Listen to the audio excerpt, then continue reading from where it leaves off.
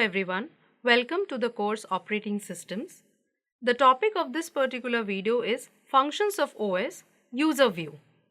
So in this particular video, we are going to discuss about the different functions that are performed by an operating system but as perceived by the user. So what basically is the user's perspective of the different functions that are carried out by an operating system. Users interact with the operating system through the various different applications that they wish to run. Now this is true for any kind of an operating system, be it the mainframe operating system, be it the PC operating system, for the handheld devices or even for the embedded systems. Now the users basically focus primarily on three different things. They are concerned about the convenience, that is how much it is easy to use a particular operating system, and then in turn how much it is easy to run the different applications with the help of that particular operating system. Secondly, they also think about or focus on the usability, that is how much it is useful to them in order to perform the different tasks.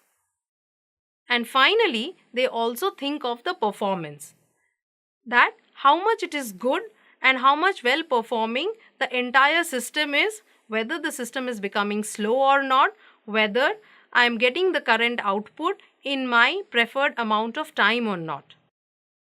Now the main thing that the users do not primarily focus upon is the extent of the resource utilization. That is, to what degree the different resources, that is, the different hardware equipments that are associated with the computer are being utilized. Is that the case that certain pieces of hardware are overutilized, whereas certain other pieces are underutilized? This is something that we as users never really focus upon. And this is even true for single user systems.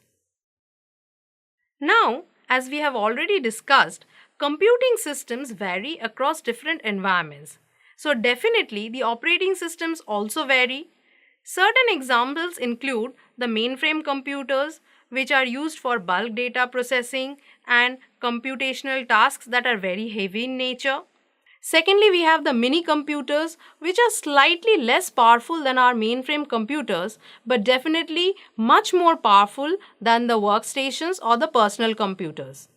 Then we have the workstations, which can also be termed as the general purpose desktop computers. Now the mainframe computers and the mini computers are computers which are meant primarily for shared usage. These computer systems are multi-user in nature. So they are never meant for single or individual usage by a particular user. On the other hand, personal computers, workstations, mobile phones, tablets, and embedded systems, they are primarily meant for individual usages. Now the type of usage of a particular system also determines the way an OS is supposed to function. So OS for a shared usage system needs to keep all the users happy who are associated with that particular computer system. On the other hand, operating systems that are running on environments which are meant for individual usage, there the operating system has to only focus on keeping the single user happy. So that is why we can say that the operating systems that are running on the different computing systems have different expectations. We need not make the assumption that the operating system meant for shared usage environments should behave exactly the same way as the operating systems which are running on individual usage systems.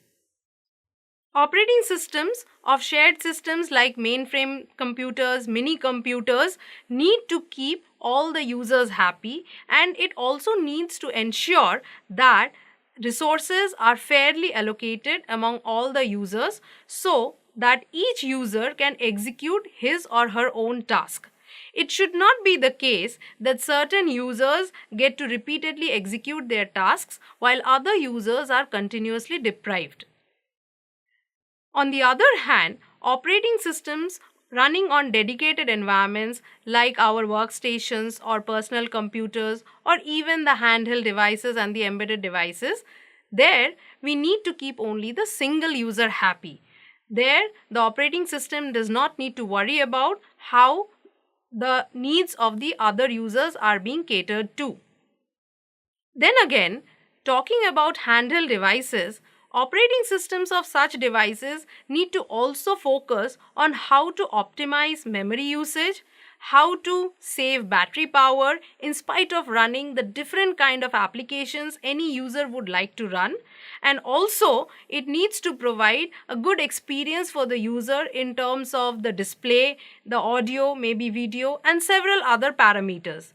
However, these parameters will not be applicable to operating systems of shared systems or even operating systems of dedicated systems like workstations or personal computers.